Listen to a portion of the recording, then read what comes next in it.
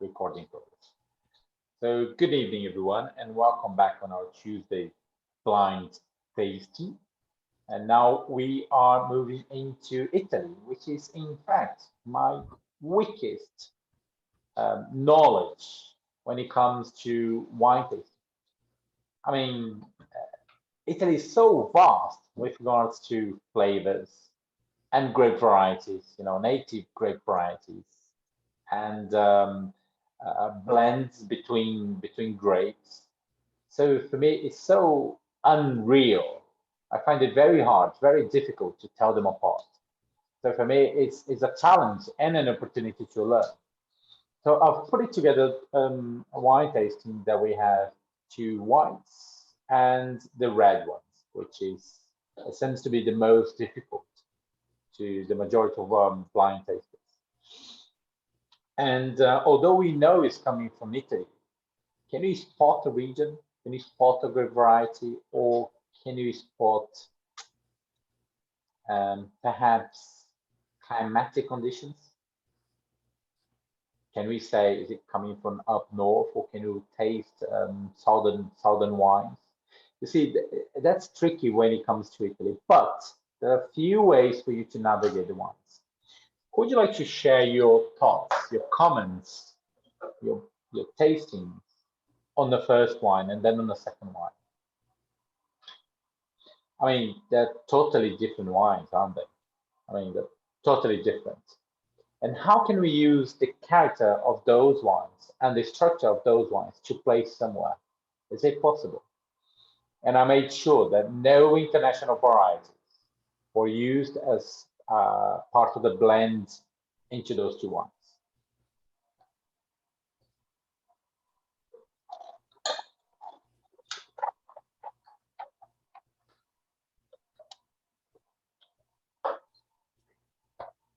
Perhaps shall we start saying how different are those wines? How does the first wine differ from the second wine? It could make it a lot easier for us. More structure. Where? What? Where? Which one has more structure? The first wine, number one, has more structure. It's more higher aromatic intensity, in my opinion. It seems to have some oak. Oak on the first wine. I felt some oak, at least it seemed to me. Both wines have acidity, which also confused me. Okay. And okay, and how about the second wine? How does the second wine differ from the first I think at first the intensity is paler, more paler. one? And I agree with Gabriel about the first one, about the intensity of aromas. Mm-hmm. I still need to try more. Okay. How about you, Eloise? How do you see those two wines? We can't hear you. You have to unmute yourself.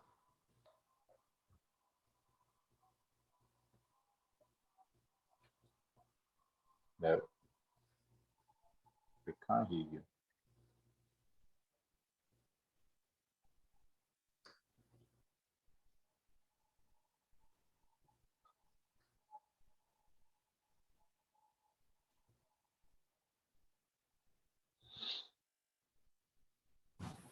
Elô, você está muda. Eu sei, mas eu não estou conseguindo resolver. Deu agora? Resolvido. Que bom. Cliquei nos Então. 3 botões diferentes, assim. Sorry. Technical problems. But I would say they come from different climates at first. Because the first one has a more mature profile, more intensity of aromas and flavors, ripe fruit, and more body and slightly higher alcohol, even though I think both of them have medium alcohol. And comparing to the second one, which is lighter in body, lighter in intensity of aromas. And I found herbaceous aroma at first, like capsicum or grass. And after it warmed up a little, I found out that it has been through wood, because I found some smoke in it. Both of them have some bitterness at the end. The second one has more of a citrus flavor in general, and the first one more tropical fruits. It's bolder in a sense. It's richer in every sense. So I think the first one comes from a warmer climate, even though I would hesitate to say Campania, Puglia, or Sicilia, because then we're talking about almost desertic, hot.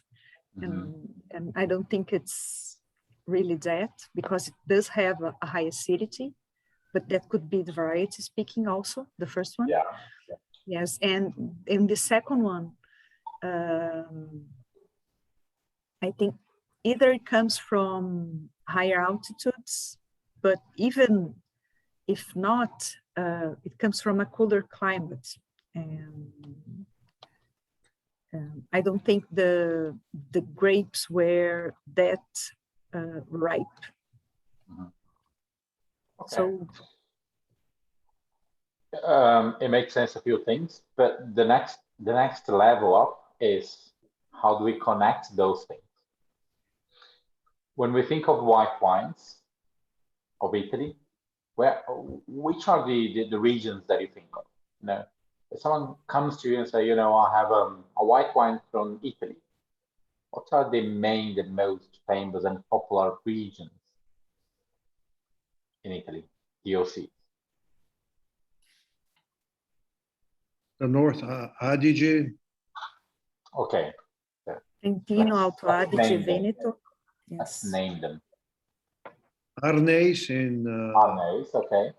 Which is Piemonte. Arneis is the grape variety, so you're talking about Hoero, okay. So Hoero, Ribolla Gialla, Trebbiano, Pinot Grigio. okay. So we could be, but I don't know. I think like if Soavi, yeah. Soavi yes, is another one. Which else? could be Lega, Cortese. Gavi. Yeah, Gavi, there you go, Gavi. What else? If you go southern, Yeah, let's go some. Chiano di Avellino, of course. Yeah. Chiano, Vermentino, Orvieto classico, Orvieto, yeah. Orvieto. It's made from What else? Trebbiano, if I'm not wrong. Orvieto is Also- Grechetto. Greco and di blend- Tufo. No, Grechetto in another Procenico. Yeah, Procenico. Okay. What else? Cascati. Yeah. What else? All the Moscatos, of course, from the even in dry wines. And There's a Trebbiano famous one. d'Abruzzo. You know, that there is one region that they can make really aged wines. I mean, you can bottle age them and they can get even better. Remember? It's called Sicily. Verdicchio de Castello de Gessi. Verdicchio. Chianti. Okay. So if there is, if you spot that you are in Italy, you would rather go for a DOC region, you know, an AOC, I say that, as opposed to grape variety. That's your best. It's very likely that they may get a Soave or Agave or a, I don't know, Friuli Venezia Giulia, for example, as opposed to they will get a generic one. Although Frascati is not generic, Orvieto is not generic. So it's important that you may have a difference. But what unites them all?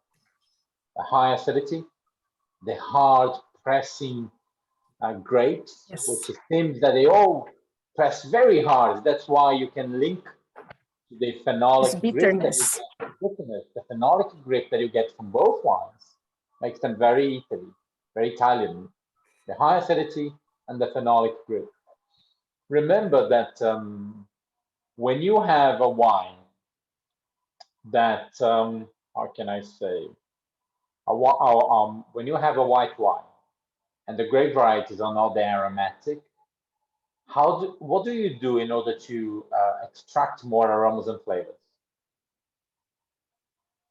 A longer maceration. A longer maceration, and you do a maceration pre-fermentation. So you steam them all and you leave them on the skin on a lower temperature. So you want to extract as much as you can, right?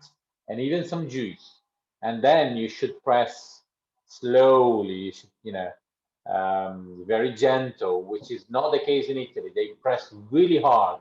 And that's one of the reasons why most of the wines, they tend to have this grip, phenolic grip at the back of the palate, which in some case, it could be quite almondy or quite herbally, but some ways it becomes very, very bitter. So so be careful when you say bitter, because bitter can always be seen as a negative descriptor of the wine. So, you know, there are other ways to say that. But So this these are the this is a way to identify white wines from Italy. The phenolics, the high acidity. Yeah, and you know, most of the wines are quite gentle of aromas and flavors, right? So if I had three white wines, the first thing I would do, I would smell them all and say and think if they're very aromatic, and there is if the acidity is more integrated, perhaps I would be in Germany. You know, I do get a steady acidity, but the acidity are always quite integrated. And they like to play with some residual sugar. It's not the case here. I can't see Riesling anywhere, although there are other grape varieties in Germany, such as Pinot Blanc, Pinot Gris, Müller-Thurgau, Sylvaner, and so on and so on, that they can make a flight on its own, being very Germanic, without using Riesling. But Riesling is the banker, is the giver to you. I don't see any Riesling here. If there was a little bit more of a flavor intensity and more integration, but a lot more fruit, it could be perhaps Austria, which is not the case here. The acidity is quite steely on the first wine, and on the second wine, I had steeliness on the first and softness on the second. But nevertheless, I think the second wine is more softer, but it's not just about the acidity. I think it's about a little bit of residual sugar. It's quite amabile. Yeah, that's the term that they use in Italy, amabile. That's how the wine tastes like overall, the texture of the second wine. So if it was quite aromatic, the flight, perhaps I would be with an upfront fruit out going to New Zealand. But the fruit here is not upfront, it's at the back of the palate. And in Italy, they often have wines that they have back palates impression. The flavor comes after the tasting, not at the first impression. If you retaste the wines, you notice that the flavor is not at the front of the palate, it's at the back of the palate. Again, it's part of how Italian wines behave somehow. Taste them again.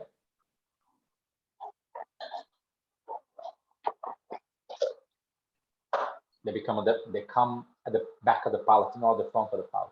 Get the second one again. And why is that? God knows, I don't know, but it's how they behave. So once you get to taste them and pay attention, you realize some little details. Often, New World wines, you have the fruit at the very first impression of the wine. So, there are several countries in the New World that they can produce wine similar like this, like a dedicated with high acidity. And New Zealand can do that. But when you realize that the flavor is on the back palate, not at the front of the palate, it becomes a lot easier for you maybe to find Italy here. Also, the Italian wines are not that aromatic. It's not very expressive.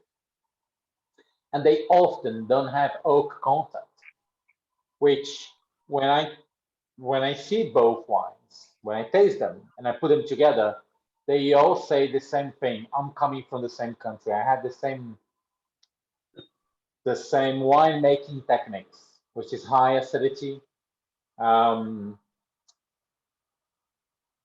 gentle expression somehow. How can I say winemaking technique? They're not very expressive. They're gentle regarding aromas and flavors, but they're very different. The first wine has a lot more sunshine intensity, but because of the flavors, it's not just extracted from the grapes, from the skins, but there's also concentration. Why do I come to this conclusion? The first one has a lot more alcohol levels than the second. The first one is for me, is about 13, while the first is lower in alcohol. And it's not just about climatic conditions, because, every grape variety has different flavor intensity. Okay, it's not just how long you expose the grapes. It's not just about that. It's also about the grape variety itself. I mean, you can never have grapes such as Chardonnay with lower intensity of aromas and flavors and even alcohol when you compare to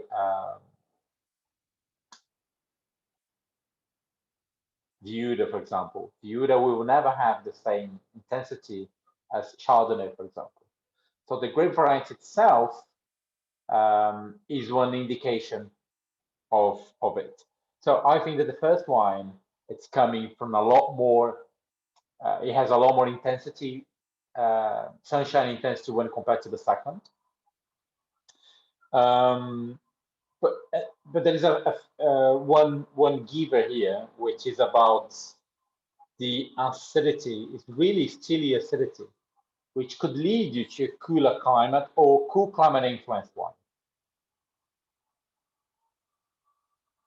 So it could be coming from cool climate or cool climate influenced, and that I mean ocean or altitude.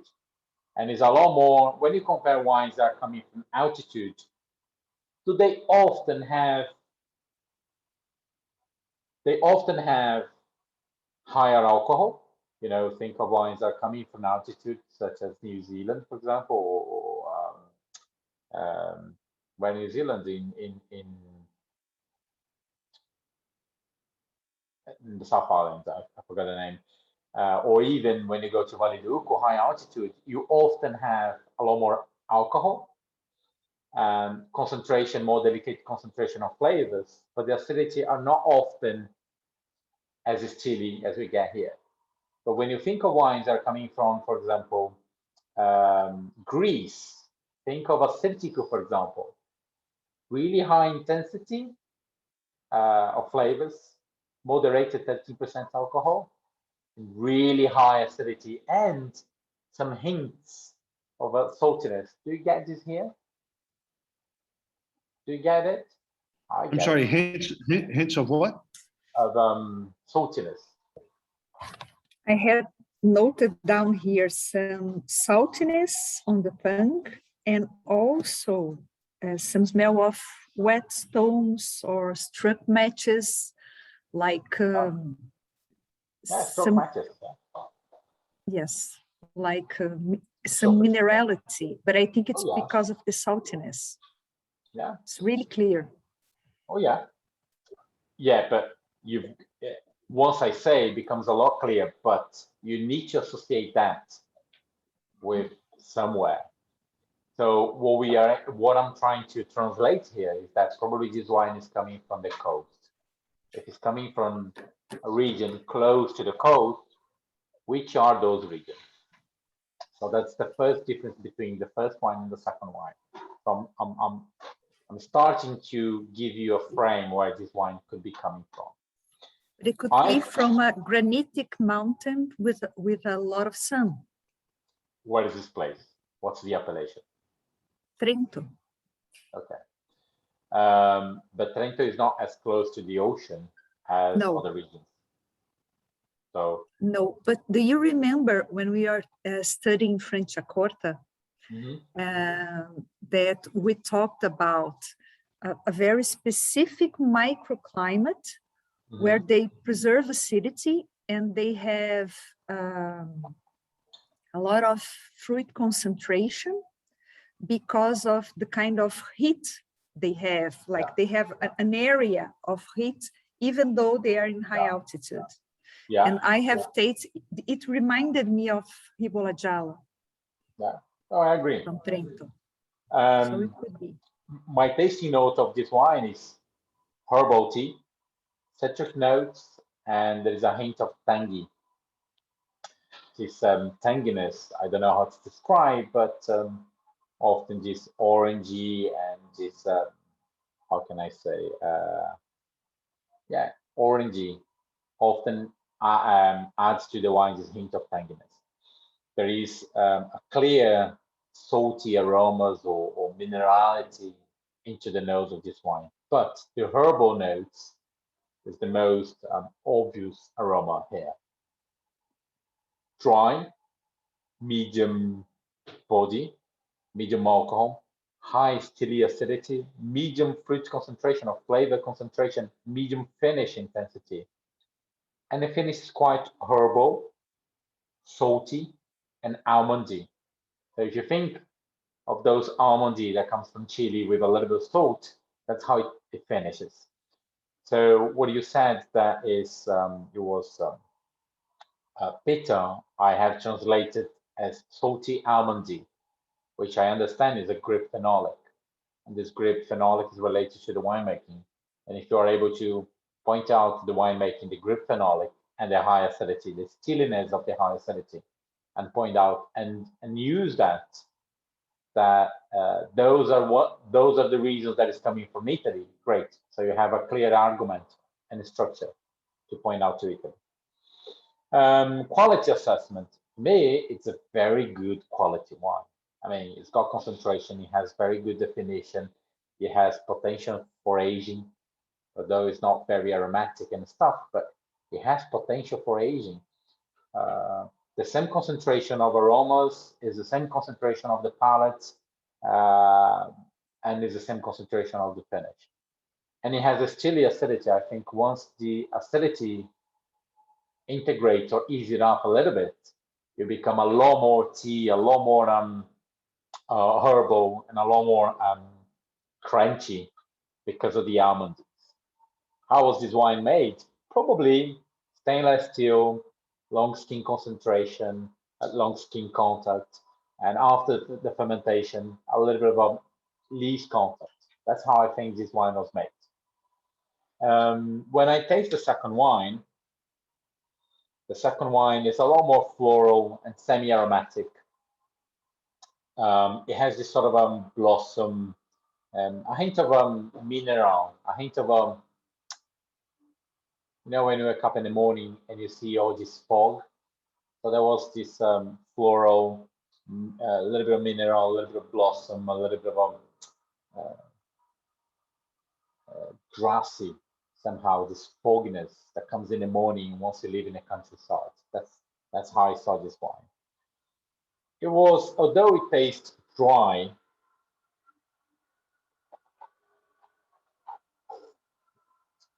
it tastes dry, it finishes dry, but it has this fruit and the soft texture that's clearly coming from residual sugar. I would rather say this is an off-dry wine that has a low body and low alcohol. I'm tasting like a 10% alcohol, 10.5%, perhaps 11. But that's how I see this wine. I could be mistaken, but that's how I see this wine. So I presume that they have stopped the fermentation to have the residual sugar and the texture that they wanted to have, and preserve a wine as fresh and easy pleasing as possible with a lower side of alcohol. The flavors, they're not intense, they're kind of medium, but the fruit concentration, the flavor concentration is like a medium, but it finished short. First wine is a lot better than the second.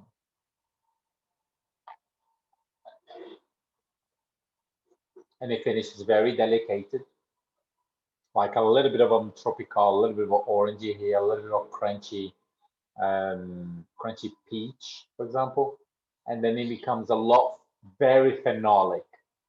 It becomes very grippy, very phenolic, going towards bitterness, but I don't think it's in a bad way. I think they are able to make a wine that is refreshing, that is clean, that is crisp, unpretentious. Both wines are unpretentious in a way, but I think that the first one is a lot better and it has a lot more potential. There's a lot more, how can I say, better made, and definitely more expensive. I mean, the first one is a lot more expensive than the second one, that's for sure.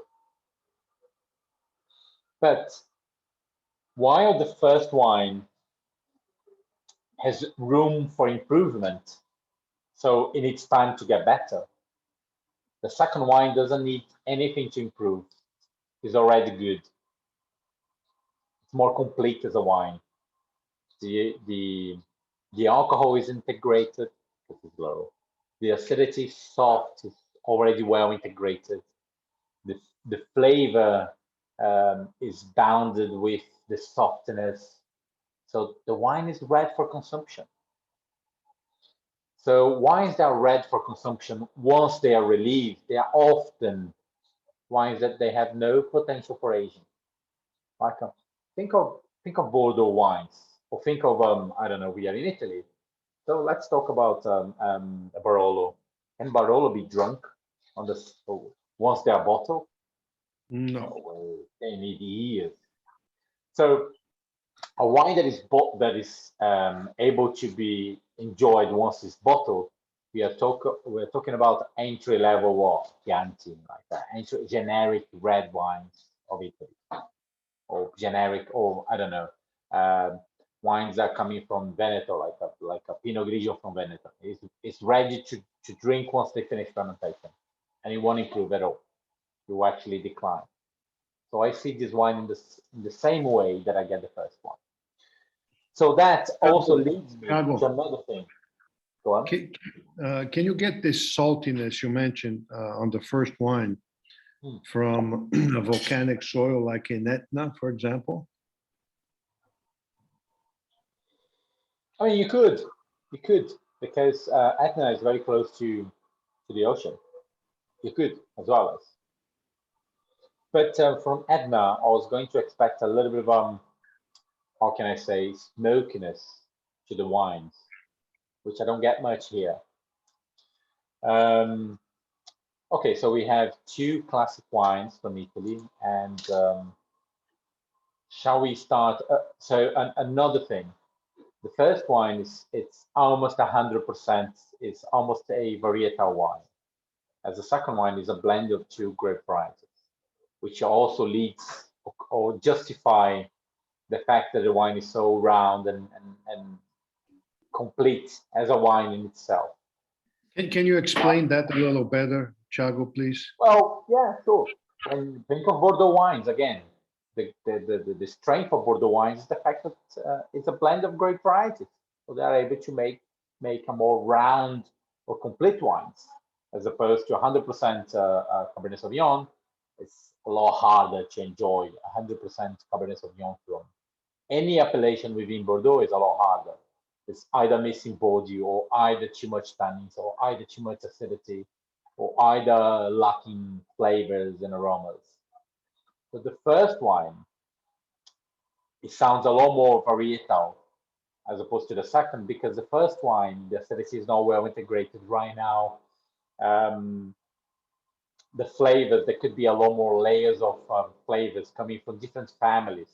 I would love to see some tropicalness to this wine, which is not here. It's more citrus and herbal and a little bit of tanginess. As the second wine is a lot more round, so you have this flower, you have this stone fruit, and you have a little bit of this citrus fruit. It's a lot more complete as a wine in itself. Why? Because there are one, two, or even three different grape varieties being blended together to make a lot better wine. Makes sense, Gabriel? A more complete one. Makes sense? Yes, but we agreed that the first wine is a better quality wine. And The it's way you're richer describing, even. yeah, the way you're describing the second wine seems like the second wine is a better quality. No, I'm just saying that the second wine is a lot more complete. Even for entry-level wines, you blend between the same grape variety. Like if you make a Pinot Noir, an entry-level Pinot Noir, you may get different lots of Pinot Noir and blend them together. So why do you blend wines on the entry level? To make it more approachable, to make it worth a lot more. So think of Bordeaux. Even in Bordeaux, you blend several wines to make an entry level basic wine a lot better. That's why so then you can also even charge a little bit more, 3 cents more, 10 cents more, 20 cents more. And that's important for an entry level wine. I had a general impression that was very similar to you, but the aroma profile that I found in the first one and the second are very different from what you described in some ways. Like in the first, I felt these white flowers and also felt honey and peach and pineapple. Also, I felt the almonds, this tanginess, but very ripe and a lot of fruit. And on the second one, I felt some citrus and the herbaceous profile. I didn't get everything that you described on the second one. Look, on the first wine, I wouldn't go for pineapple because it's just too tropical. But I do agree with you when you say white flowers. I agree with you when you say citrus. I agree with you when you say, herbal and tangy and the salty and the stroke matches, which is, CO2. So it's all fine. Okay. CO2, I mean, SO2.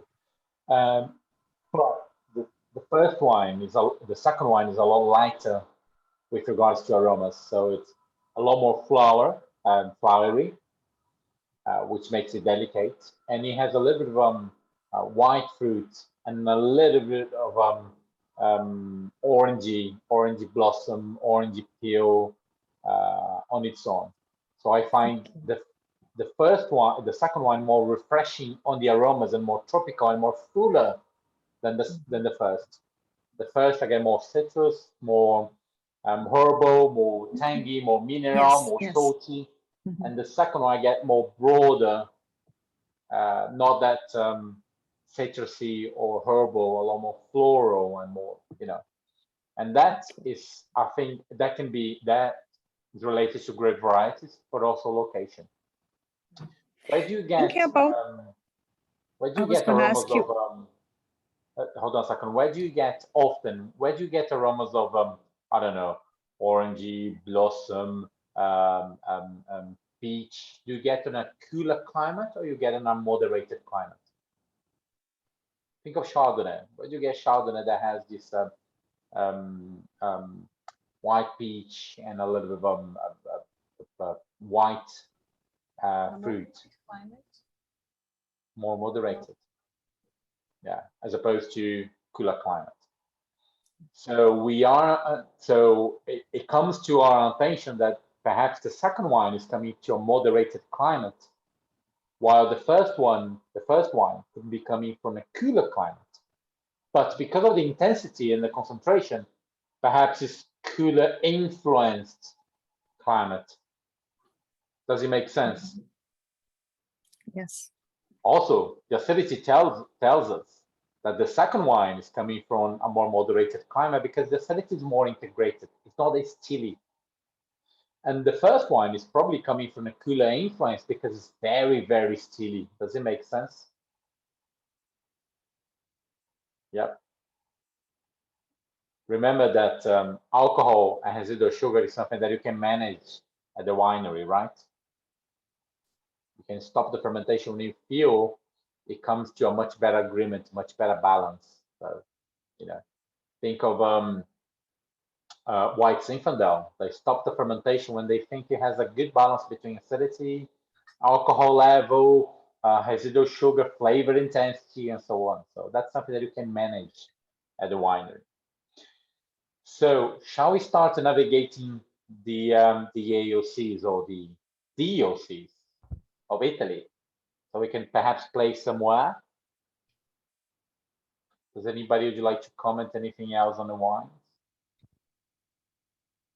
Thiago, Yeah. I think I felt a little fizziness on the second wine on the palate. Yeah. Great. Why would you do that? Why would you have some fizziness on the second wine? Oh, residual sugar?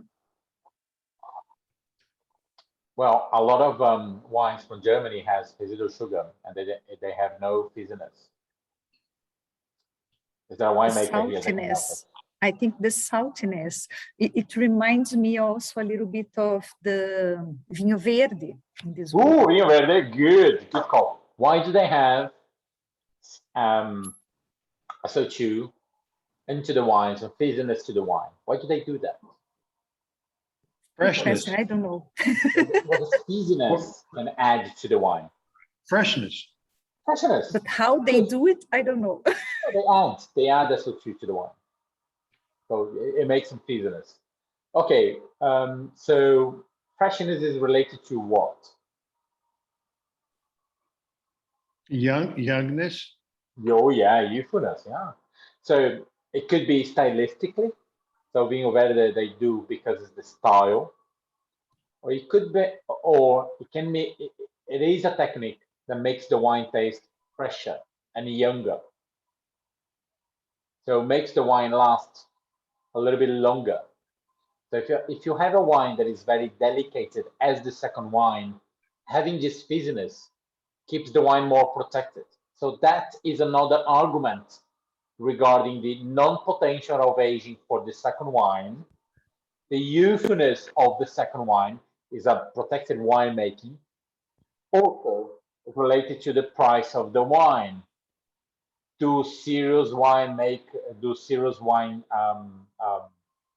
taster and consumers, do they pay a lot of price for the second wine because of that? It's often a style related to young and simple wines. Makes sense? Gabriel, all those details that you are able to pick it up, you need to structure in an argument that you convince the examiner that you're paying attention to what you're tasting.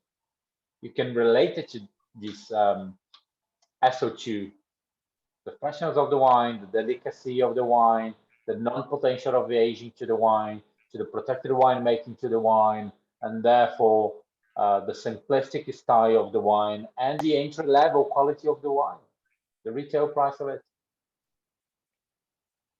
Mhm. Yep. Right. So let's go back on the list of the white DOCs that we listed. When we think of Soave, what are we expecting from Soave? Which first, the good variety is Garganega. So I'm expecting green apples. So it's semi-aromatic, a little bit of green apples, high acidity. They have a medium body, medium intensity, the good ones. Yeah, they often has this puncho quality to it, but the majority of Soave, it's far too generic. But remember that Veneto and on the Soave region, They don't have sea influence. They could have a little bit of lake influence. They are often too generic. So I don't see Suave in any of those two wines.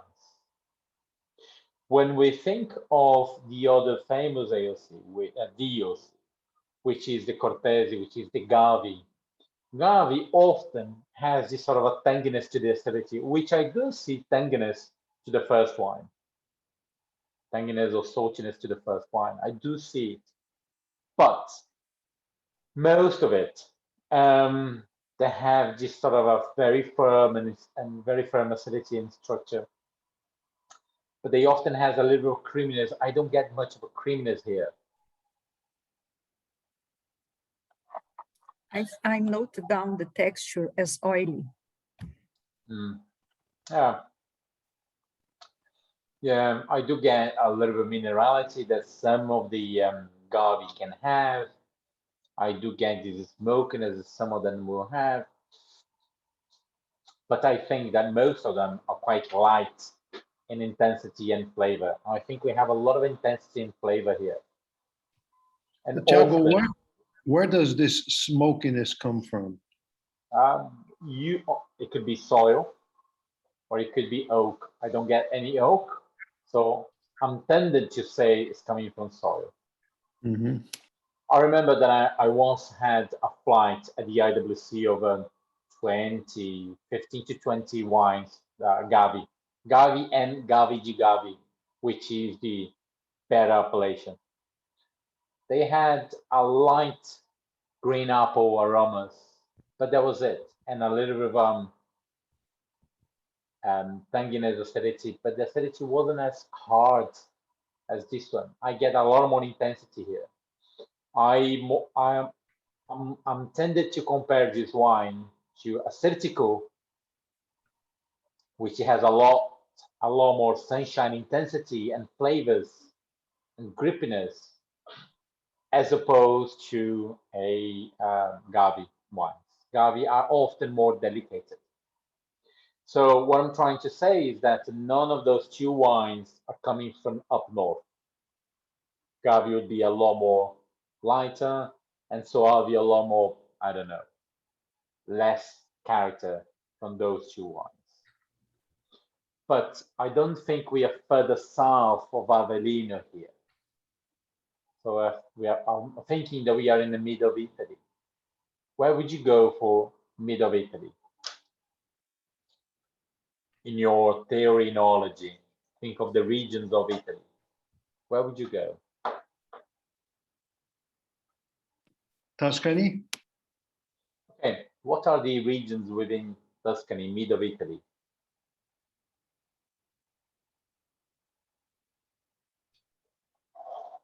San Gimignano.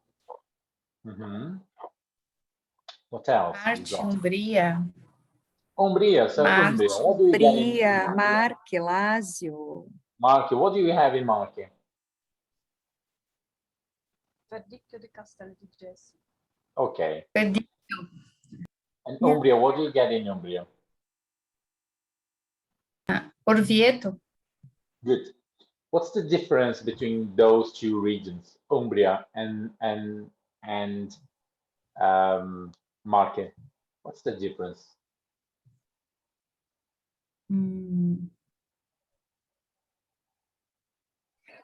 The sea influence. See, The sea influence. that's correct. What happens when you look at Italy? What happens in the very mid of Italy? What divides Italy in the middle? Appennino. Apennino. Good. So you have two climatic influences here. You've got the proximity to the ocean, and you get the altitude and the cooling influence that comes from the Apennines. If you're going to bet which wine comes from each region, like Marche and Umbria, what would you do here? Where would you place your bets? Well, if we agreed that the first wine has more sun exposure, it probably comes from a better location because it has a slope. Hmm. There's more sun. But what marks this wine? Is it the intensity?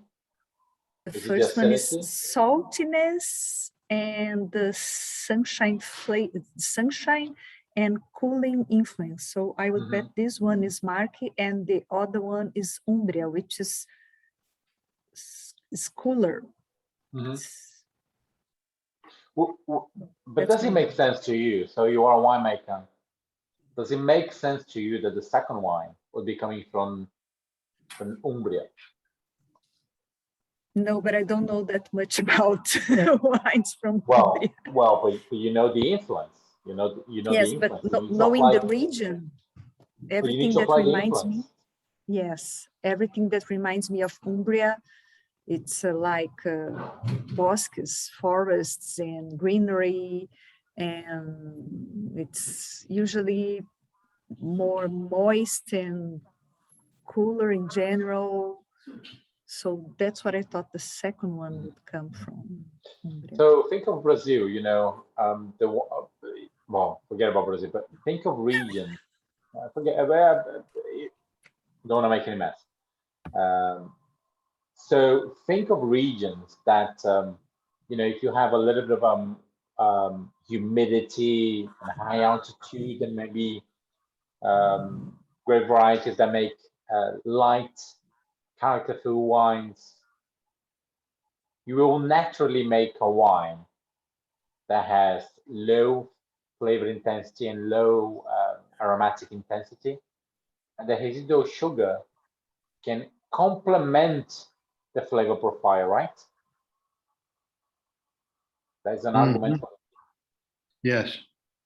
Does it make sense to you? Mm-hmm. Shall we review those wines?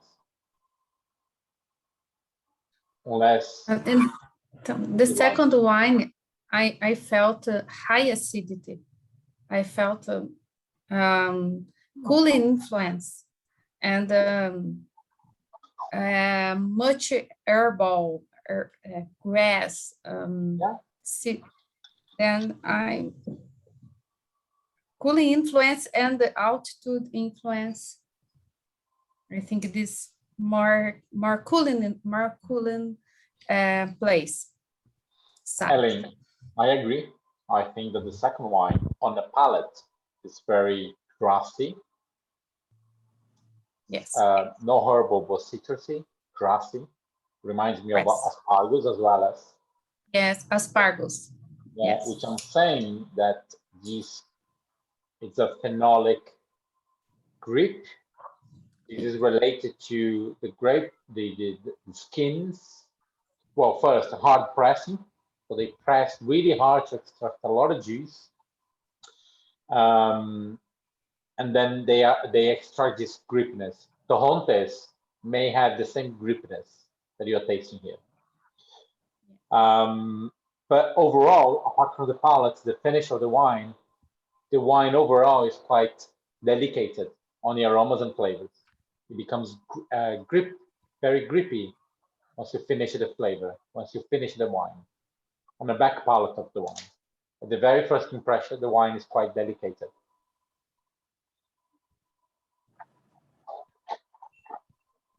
It becomes intense at the end of the wine, at the end of the tasting, on the back palate. At the beginning, the aromas and flavors are quite delicate, quite fresh, quite aromatic somehow, in a delicate way. If you wanted to criticize this wine, you may say, you know what? It's quite neutral. Yeah, it could be quite neutral. I think the Pinot Grigio is a lot more neutral and less interesting than this wine. I think the generic Pinot Grigios. I think this wine is one step above many Pinot Grigio. But again, it's a light, refreshing, clean, crispy wine.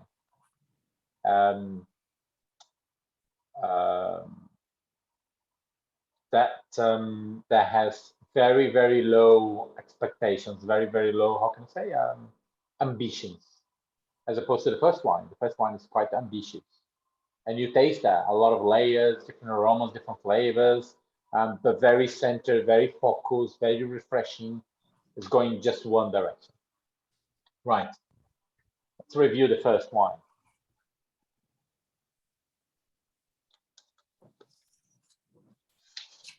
So what do we get here? Right. Okay. So over here we are getting a Verdicchio de Castello di Gesi. It's a classical, and it's coming from a producer that, if you like this appellation, if you like Verdicchio, you know who I'm talking about. Umani Rocky, so it's a great producer. I thought, well, I said medium, I thought 13% alcohol, that's 12 and a half. So it's, for me, in my case, is within the 0.5% allowance. But yeah, it's too medium alcohol level. And that is 2019, so it's still very refreshing. I think within 2 years, it's good regarding youthfulness. I think it's a wine that could improve in bottle. What's a grape variety? So it says on the label, it's a Verdicchio Verdicchio, okay. that comes from the Castello de Gesi. So Okay. Castello de Gesi is the region within the DOC, within the Marche region. And then we get our second wine here, which is trying to remove, but they never make our life easy here. So it's also a classical Orvieto, Campo Grande Orvieto. So Santa Cristina. It is part, if I'm not mistaken, of a big producer here, which is, I can't remember the name, but it's part of a big producer here. It's part of Umbra. And here is a blend of two grape varieties, which is Roccanico and Grechetto, which is traditional in the region. So the difference here is that Orvieto has an DOC that have rules of grape varieties that are allowed. Where when compared to Castello de Gesi, Verdicchio is the main grape variety, but they have a 15% allowance of all the grape varieties, but the majority is Verdicchio. That's the first point, or the most important point. 85% must be Verdicchio. And if you haven't tasted an old Verdicchio, like a mature Verdicchio, 5 to 8-year-old, you will see that this tea and herbal note will become very predominant on the aromas, and that you get a very desalinity and stanginess and this almondy dominant on the palate. They'll become more and more and more and more dominant. Whereas the second wine, after 3 years or 4 years, it's gone. It become very dark in color, no aromatic, no fun at all. I mean, no flavors, no fun at all. It would just disappear.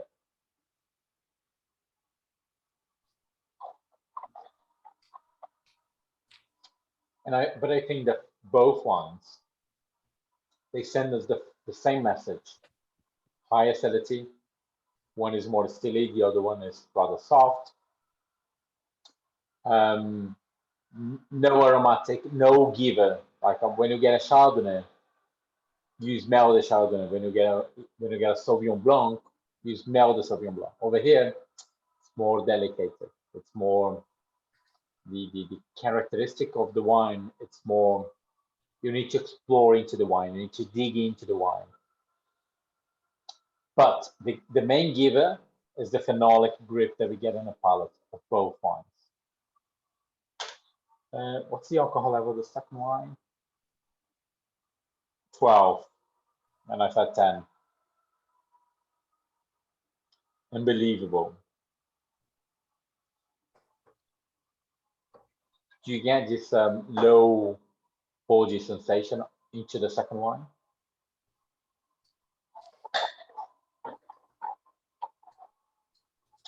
For me, that's the reason That leads me to low alcohol level because of the low body of the wine, of the second one. That leads me to low alcohol straight away.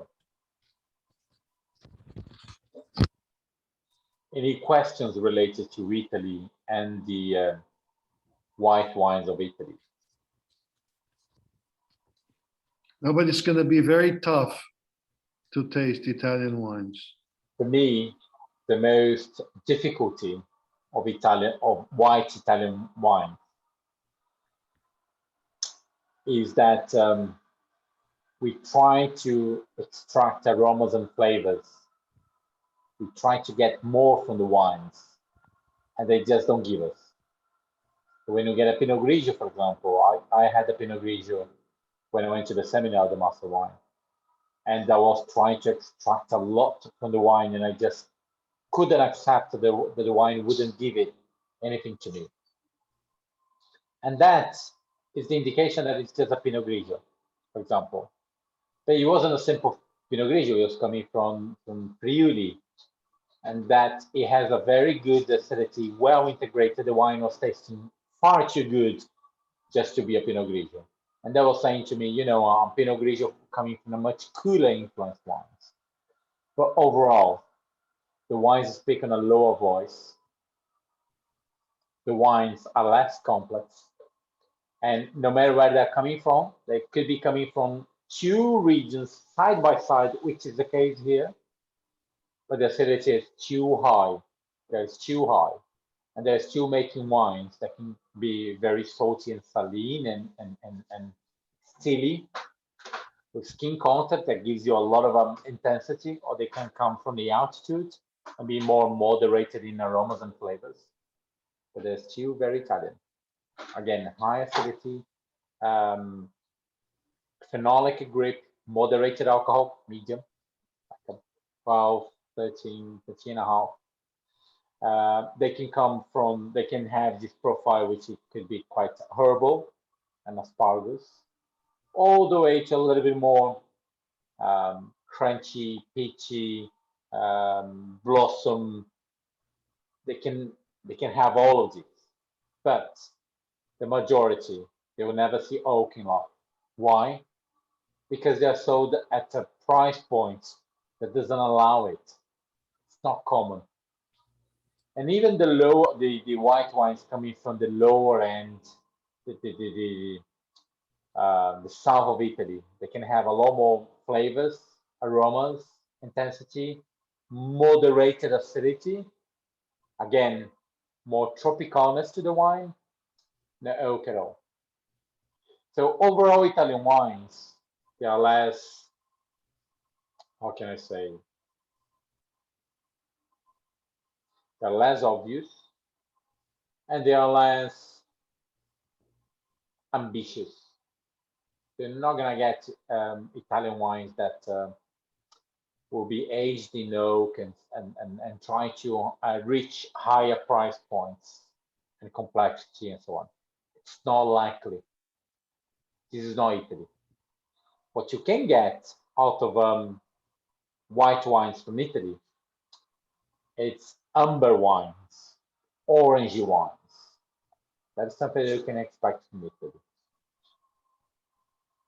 And if that happens into your examination, that you have two wines like this and an orangey wine, what do they have in common? High acidity.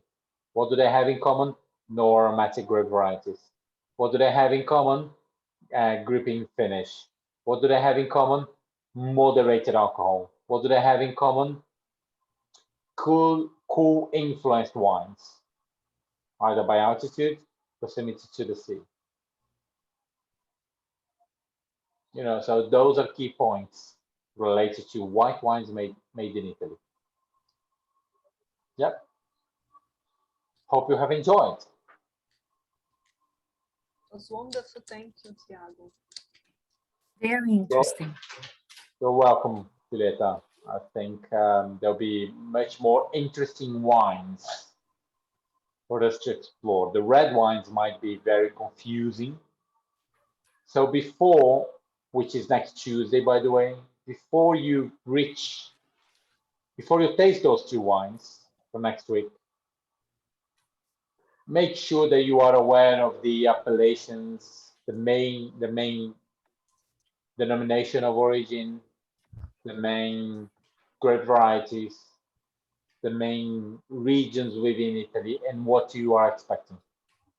So once you taste the wines, make sure that you are able to place somewhere and to describe a grape variety, the characteristic of the grape varieties. I think we have great red wines, but it's important that you are able to place it somewhere because they have a true sense of regionality. The red wines, they have a true sense of regionality. So make sure that you are at least familiar with the theory side of it, so you are able to play somewhere. So that will enrich our experience. Okay.